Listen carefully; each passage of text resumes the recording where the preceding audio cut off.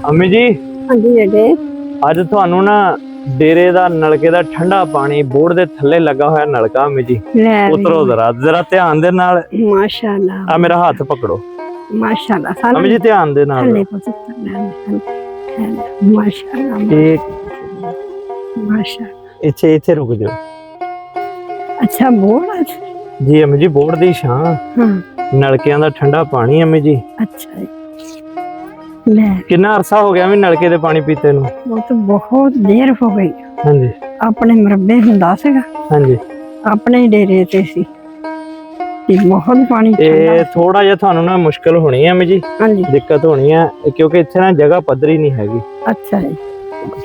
ਇੱਕ ਮਿੰਟ ਰੁਕ ਕੇ ਮੈਂ ਇੱਟਾਂ ਭਰੇਗਾ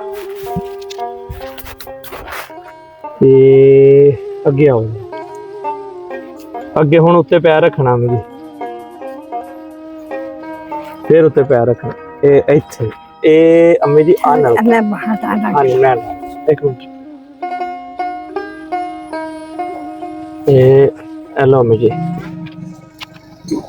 ਆ ਨਲਕਾ ਇੱਕ ਮਿੰਟ ਮੈਨੂੰ ਪਾਣੀ ਮਾੜਾ ਜਿਹਾ ਗੇੜ ਲੈਣ ਦਿਓ ਅੰਮੀ ਜੀ ਮੈਨੂੰ ਦੇਖ ਲੈਣ ਦਿਓ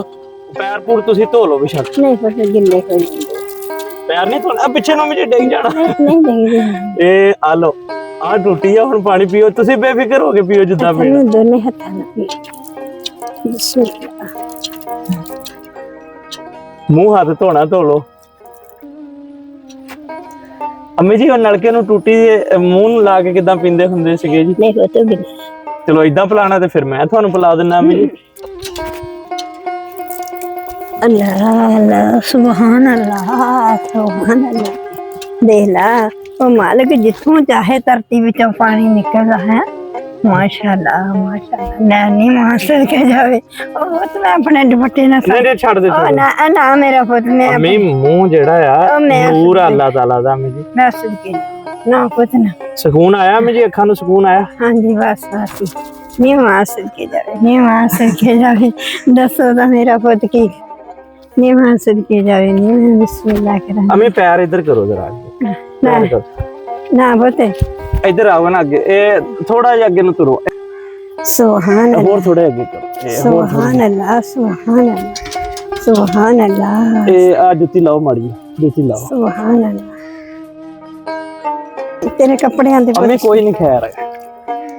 ਕਿਉਂਕਿ ਪੈਰ ਮੈਨੂੰ ਲੱਗਦਾ ਤੁਹਾਡੇ ਸੁੱਜ ਗਏ ਅੰਮੀ ਜੀ ਹਾਂ ਪੁੱਤ ਜਦੋਂ ਮੇਦਾ ਹੁੰਦਾ ਨਾ